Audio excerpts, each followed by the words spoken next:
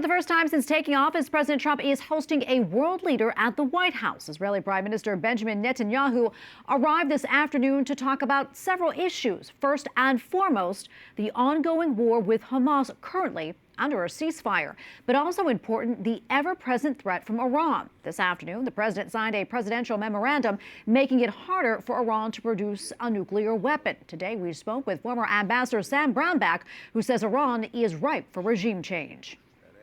Iran is the funder, the organizer, and the weaponizer, and the group that supplies weapons to all those terrorist groups that you named. Without Iran, you don't have this problem in the Middle East.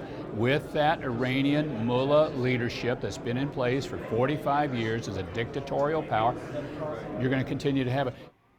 Brownback also said the Iranian government is not even popular among its own people. As for how the war in Gaza ends, Brownback says hopefully through a negotiated settlement and all hostages being released.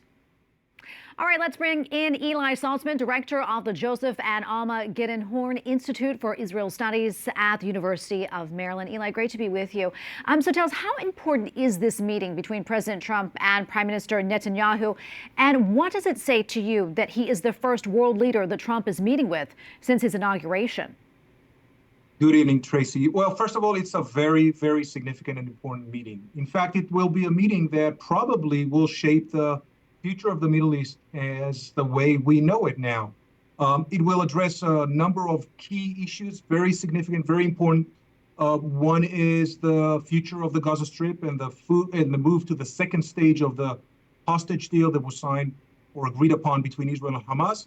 The second one is the future of the Iranian nuclear program, whether the United States is willing to put all options on the table, kind of an argument, and threaten the elimination of Iran's nuclear program. And lastly, it's about the normalization agreement between Israel and the Saudi kingdom. These are very, very heavy, very significant, very dramatic turning points. The fact that Benjamin Netanyahu is the first leader to visit President Donald Trump after he was reelected just recently signals that the Trump administration pays significant attention and is very much attentive to things that are happening in the Middle East now, specifically those that may spoil perhaps some of the president's long-term objectives in the region. Ilai, let's also talk about the next steps for Gaza. Do you think that's also on the table during this meeting between Netanyahu and President Trump? Yes, absolutely. Going into the meeting, President Trump already made some comments that are extremely controversial. He argued that the Gazans will be better off relocated to some other countries, namely Egypt and Jordan, and he expects both countries to absorb them or to welcome them with open arms. They are extremely resistant to do so. They've been very resistant so far, especially the Egyptians who share a border with the Gaza Strip. Yes, absolutely, this is critical. On the other hand, the president also wants to move forward and transition to the second part of the deal, something that the Israeli prime minister is quite reluctant to do because that may endanger and jeopardize his political future back in Israel. Yes, and let's talk a little bit more about this. I know this meeting is also crucial to him as he is facing some opposition within his own party and in Israel because of the ceasefire deal.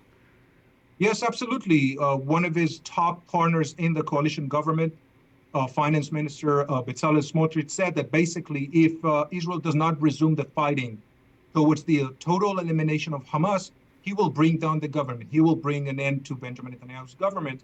And the fact that there may be some elections in the horizon certainly makes Benjamin Netanyahu be more vulnerable and certainly more fearful. His prospects of regaining control of the parliament or becoming prime minister once again look very gloomy at the moment. Ilai, so much more we can talk about, but unfortunately we are out of time. Thank you so much for your insights today. We really appreciate it.